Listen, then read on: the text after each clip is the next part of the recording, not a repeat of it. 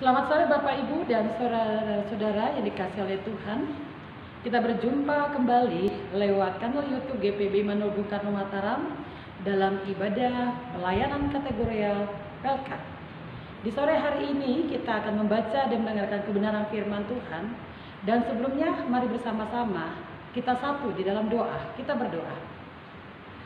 Ya Tuhan Allah Bapa yang kami sapa dalam nama Tuhan Yesus Kristus, kami akan membaca dan mendengarkan kebenaran firman-Mu. Hamba-Mu yang saat ini Tuhan pakai untuk menyampaikan kebenaran firman-Mu, mampukan supaya hamba-Mu menyampaikan firman-Mu dengan baik dan juga melaksanakan firman Tuhan dengan baik. Begitu juga dengan setiap umat Tuhan, Bapak Ibu dan saudara-saudara yang kekasih, tuntun dan kuasai mereka juga dan kuasa Roh Kudus-Mu, supaya mereka juga boleh mengerti firman-Mu dengan baik, bahkan mereka juga dengan penuh ketulusan melaksanakan firman-Mu, sehingga banyak orang juga dapat mengenal Tuhan di dalam kehidupan mereka. Berfirmanlah kepada kami ya Tuhan, kami siap mendengarkan firman Tuhan. Dalam nama Tuhan Yesus Kristus, firman yang telah menyelamatkan kami semuanya. Amin.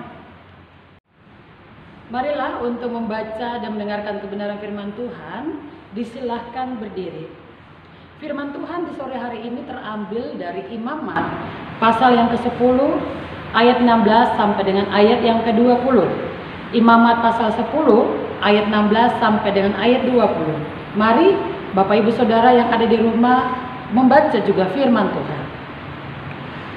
Kemudian Musa mencari dengan teliti kambing jantan korban penghapus dosa itu. Tetapi ternyata kambing itu sudah habis dibakar. Sebab itu dimarahinyalah Eleazar dan Itamar, anak-anak Harun yang tinggal itu. Katanya, "Mengapa tidak kamu makan korban penghapus dosa itu di tempat yang kudus? Bukankah itu sesuatu bagian Maha Kudus dan Tuhan memberikan kepadamu supaya kamu mengangkut kesalahan umat itu dan mengadakan pendamaian bagi mereka di hadapan Tuhan. Lihat, darahnya itu tidak dibawa masuk ke dalam tempat kudus. Bukankah seharusnya kamu memakannya di tempat kudus seperti yang telah kuperintahkan?" Lalu berkatalah Harun kepada Musa, "Memang benar, pada hari ini mereka telah mempersembahkan korban penghapus dosa dan korban bakaran mereka ke hadapan Tuhan. Tetapi hal-hal seperti tadilah yang kualami. Jikalau pada hari ini aku memakan juga korban penghapus dosa, mungkinkah hal itu disetujui oleh Tuhan?" Ketika Musa mendengar itu, ia menyetujuinya. Demikianlah pembacaan firman Tuhan. Berbahagialah kita mendengar dan melakukannya. Terpujilah Kristus. Haleluya. Bapak Ibu dan saudara kekasih, salam sejahtera untuk kita semua. Renungan firman Tuhan di sore hari ini berjudul Pemimpin yang Tegas dan Rendah Hati. Tentunya bukan hanya saya, melainkan juga Bapak Ibu dan saudara menginginkan ada sosok seorang pemimpin yang tegas dan juga rendah hati. Baik di dalam kehidupan kita di keluarga, baik juga di dalam pekerjaan kita di tengah-tengah masyarakat, bahkan juga di dalam pelayanan, bahkan juga yang memimpin bangsa yang kita cintai, termasuk bangsa Indonesia. Pemimpin yang tegas, pemimpin yang rendah hati, memang tadi dikatakan sangat kita butuhkan. Mengapa? Karena pemimpin yang tegas itu bisa mengatur, bisa melakukan sesuatu yang baik, dalam arti ketika melihat sesuatu hal yang tidak benar, hal yang tidak teratur, hal yang tidak tertib, dia pasti akan menertibkan, dia akan pasti akan mengatur hal yang tidak teratur, hal yang tidak tertib menjadi teratur dan juga tertib. Atau bahkan juga dikatakan ketika dia melihat ada seseorang yang juga di sini juga disampaikan melakukan satu kesalahan yang ada, dia juga berani untuk menegur orang tersebut, menasihati orang tersebut supaya orang tersebut hidup dalam keteraturan, hidup dalam ketertiban, sehingga segala kehidupan baik dalam kehidupan di keluarga, kehidupan di pekerjaan pemerintah, bahkan juga di pelayanan, akan berjalan dengan indah dan mencapai satu tujuan sasaran yang diinginkan bersama. Tidak hanya itu, Bapak, Ibu, dan Saudara, kerendahan hati juga sangat dibutuhkan. Tidak cukup ketegasan dari seorang pemimpin, tapi kerendahan hati juga sangat-sangat dibutuhkan. Kerendahan hati sebagai seorang pemimpin untuk juga siap dalam menerima masukan-masukan di dalam kepemimpinan yang ada, mendengarkan dengan baik sesama apa yang disampaikan oleh seseorang demi untuk kebaikan di dalam kepemimpinan yang ada. Jadi tidak menganggap bahwa segala sesuatu yang dia katakan dilakukan itu semuanya sempurna. Pastinya juga ada kekurangan, ada kelemahan yang diperoleh, yang juga ada di dalam diri seorang pemimpin. Marilah kita melihat sekarang di dalam pembacaan kita firman Tuhan, yakni dalam Imamat pasal yang ke-10 ayat 16 sampai dengan ayat 20. Di sana disampaikan tentang sosok seorang pemimpin. Siapa lagi kalau bukan Musa dalam kitab Imamat pasal yang ke-10. Di sini kita mendapati bagaimana Musa diperintahkan oleh Tuhan untuk juga memperhatikan dengan teliti tidak hanya Harun, tetapi juga anak-anak Harun sebagai seorang imam. Mereka harus menjalankan tugas dan tanggung jawabnya perantara antara umat kepada Tuhan dalam hal membawa, memberikan, menyajikan persembahan korban bakaran di hadapan Tuhan. Di dalam perikop pembacaan kita saat ini ayat 16 sampai dengan ayat 20, kita melihat, saya mengajak Bapak, Ibu, dan Saudara untuk melihat di dalam ayat 16 kembali. Di situ dikatakan, kemudian Musa mencari dengan teliti kambing jantan korban penghapus dosa itu, tetapi ternyata kambing itu sudah habis dibakar. Sebab itu dimarahinya lah Eleazar dan Itamar, anak-anak Harun yang tinggal itu. Di sini kita melihat bahwa Musa itu sangat marah kepada anak-anak Harun, yakni Eleazar, bahkan juga Itamar. Sebenarnya apa yang membuat Musa marah? Apa sih kesalahan Eleazar dan juga Itamar yang ada? Kita harus mengerti bersama. Tidak mungkin ada asap kalau tidak ada api. Tidak mungkin mereka dimarahi kalau tidak melakukan satu kelalaian, satu kesalahan yang ada. Apa kesalahan mereka? Apa kelalaian mereka? Kita tahu bersama di dalam ayat-ayat sebelumnya, ayat 12, 13, 14, 15 sampai ayat 16. Di situ dikatakan ada judul yang kecil di atas ayat 12, bagian imam dan korban. Di situ mau disampaikan kepada kita bahwa baik Harun bahkan juga anak-anaknya itu mereka diberikan satu kesempatan di mana ketika menyajikan korban bakaran di hadapan Tuhan, mereka juga diperkenankan untuk memakan korban bakaran penghapus dosa yang ada.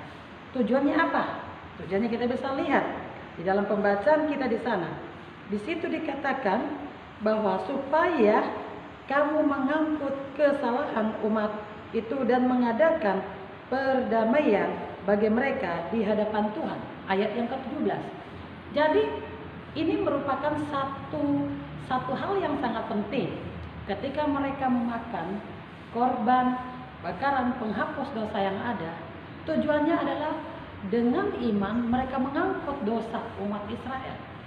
Dengan perantaraan iman, maka adanya perdamaian antara umat Tuhan dengan Allah sendiri. Jadi kembali lagi kita ingat tugas imam sebagai perantara antara umat dengan Tuhan. Dengan hadirnya imam yang ada, di situ menandakan bahwa segala sesuatu yang mereka mau lakukan di dalam persembahan yang ada itu harus lewat imam. Ya, imamlah yang ditunjuk oleh Tuhan untuk sebagai perantara antara Tuhan dengan umatnya di sini. Ketika mereka memakan korban penghapus dosa yang ada, itu menandakan bahwa mereka bersedia mengaku dosa mereka dan Tuhan juga bersedia untuk menghapus dosa atau kesalahan mereka. Nah, Bapak, Ibu, dan Saudara yang kekasih, kita melihat tadi di sini ada ketegasan dari Musa sendiri sebagai seorang pemimpin. Dia tidak melihat apakah itu saudaranya, apakah itu ponakannya dalam melakukan kelalaian, dalam melakukan kesalahan terkait dengan tugas panggilan pengutusan. Satu hal yang memang kita harus pelajari dari hal seperti ini, Bapak, Ibu, dan Saudara, ketika kita dipercayakan sebagai seorang pemimpin sama seperti Musa, apakah kita di tengah-tengah kehidupan keluarga kita, sebagai ayah, sebagai ibu, bagi anak-anak, ketika kita menjadi seorang pemimpin di lingkungan masyarakat dalam satu perusahaan, ya, dalam pemerintahan yang ada, dan ketika kita menjadi seorang pemimpin di tengah-tengah persekutuan gereja yang ada, kita harus belajar dengan sikap dan tindakan Musa sendiri. Ia ini tegas ketika melihat orang-orang yang memang di dalam tugas tanggung jawab untuk lalai dan melakukan kesalahan, berani untuk menegur, berani untuk menasihati mereka, mengingatkan tugas tanggung jawab mereka bahwa apa yang mereka lakukan itu sudah salah di hadapan Tuhan. Namun menjadi pertanyaan bagi kita semua, apakah Bapak, Ibu, dan Saudara berani ketika melihat orang-orang di sekeliling Bapak, Ibu, dan Saudara itu, beranikah kita menegur dan menasihati mereka supaya dengan tujuan hidup mereka kembali berkenan, baik dan benar di hadapan Tuhan? Mau tidak mau, itu harus kita lakukan. Matius pasal 5 juga mengatakan kepada kita, selalu katakan ya jika ya, tidak jika tidak. Lebih daripada itu adalah dosa. Nah ini Bapak, Ibu, dan Saudara yang kekasih, jadi mari kita belajar dari kehidupan Musa yang ada. Bahkan juga kita bisa melihat sebagai seorang umat, jangan juga kita seperti Eleazar dan juga Itamar, ya, dimana ketika kita punya tugas, kita punya tanggung jawab di dalam yang diberikan oleh Tuhan kepada kita, jangan sekali-sekali juga ketika kita sudah tahu apa yang harus kita lakukan, ya, sudah mendengarkan perintah Tuhan, sama seperti Eleazar, Itamar, dan Harun, sudah diberikan petunjuk oleh Tuhan lewat Musa, begini caranya mempersembahkan korban di tempat yang maha kudus, tidak boleh melakukan kesalahan yang ada. Kita tahu sebenarnya itu dalam tugas, tapi kita sengaja untuk tidak melaksanakan tugas tanggung jawab kita, ya. Kita malas melaksanakan tugas tanggung jawab kita di dalam pelayanan, di dalam kehidupan keluarga, dalam kehidupan kita bekerja di tengah-tengah pemerintahan dan masyarakat. Kita sengaja lalai dalam tugas tanggung jawab kita, alasan apapun itu Tuhan tidak akan terima, ya. Lihat, ada konsekuensinya kalau orang melakukan kesalahan dengan sengaja di hadapan Tuhan, dan Tuhan tidak menginginkan hal itu terjadi dalam kehidupan kita. Nah, mari bersama-sama kembali lagi sama kita lihat menjadi pemimpin yang tegas. Yang kedua, jangan lalai dalam tugas tanggung jawab, apalagi itu kita ada unsur kesengajaan untuk kita lakukan, menganggap bahwa apa kita lakukan itu sudah benar, padahal tidak benar di hadapan Tuhan. Dan yang lebih penting tadi adalah di sini dikatakan bukan hanya ketegasan, melainkan juga adalah kerendahan hati.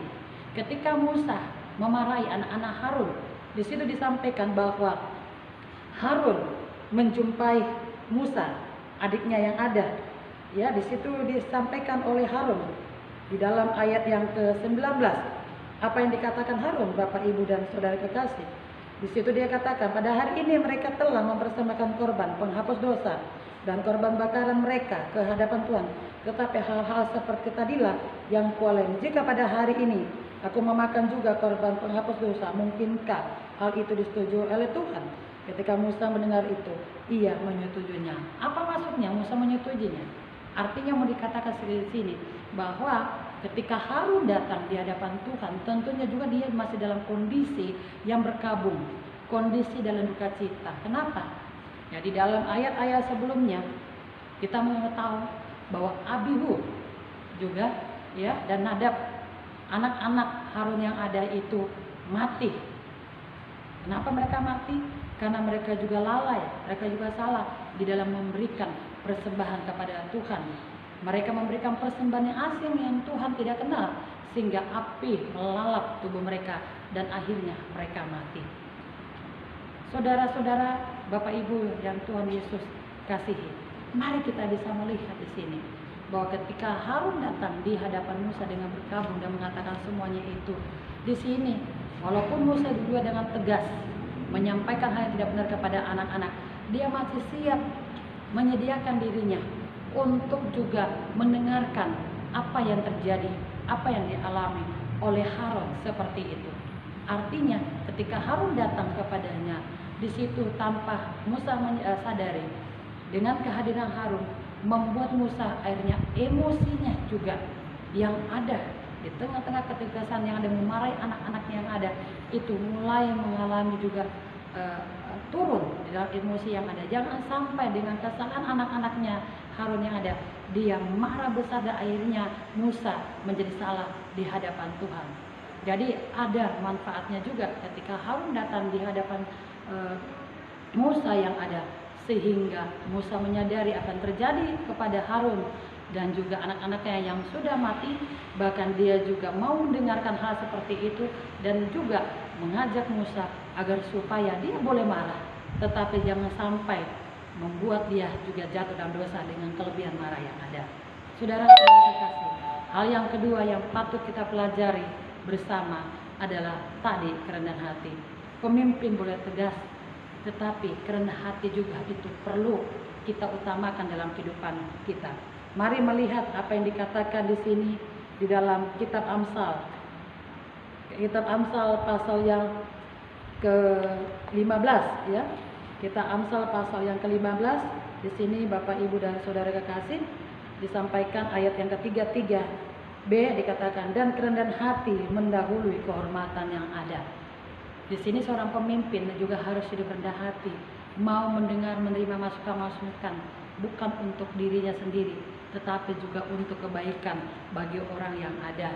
Jangan juga karena kita sudah menjadi pemimpin menganggap diri kita benar, baik untuk orang lain yang kita tegur nasihati, tetapi kita juga harus juga rendah hati, dalam arti mau terbuka, membuka diri kita, menerima masukan-masukan juga yang positif. Karena kenapa? Kita adalah manusia yang lemah, yang bisa saja meluap emosi yang kita bisa tidak kontrol di dalam emosi kita yang ada. Kita bisa menjadi marah yang sangat besar, ada kita jatuh di dalam dosa. Nah, marilah, itu akan merusak juga hubungan kita dengan orang lain. Jadi marilah Bapak, Ibu dan Saudara kekasih, ketika kita menjadi pemimpin yang tegas, kita hidup juga rendah hati, supaya dengan rendah hati orang juga akan menghormati kita. Ya, jangan menjadi pemimpin sudah tegas, otoriter, kemudian kasar kepada orang lain, tetapi menjadi seorang pemimpin yang juga tegas dengan rendah hati, dengan kelemah lembutan yang ada. Boleh menegur, boleh menasihati seseorang atau siapapun, tetapi dengan penuh kasih di hadapan Tuhan. Itulah yang harus kita belajar bersama-sama, supaya itu untuk kebaikan, bukan untuk kita sendiri, tetapi orang lain, sehingga orang lain juga akan menghormati kita dengan sikap yang kita tunjukkan, baik rendah hati, tidak sombong, tidak angkuh, melainkan juga kita tetap rendah hati dan juga hidup di dalam ketegasan, menyatakan ya dan juga tidak di dalam pekerjaan kita. Tuhan memberkati kita semua. Amin. Marilah Bapak, Ibu dan Saudara, kita satu di dalam doa. Kita berdoa. Sungguh indah firman yang sudah kami dengarkan Tuhan, yang mengajari kepada kami menjadi seorang pemimpin yang penuh ketegasan dan kerendahan hati yang ada.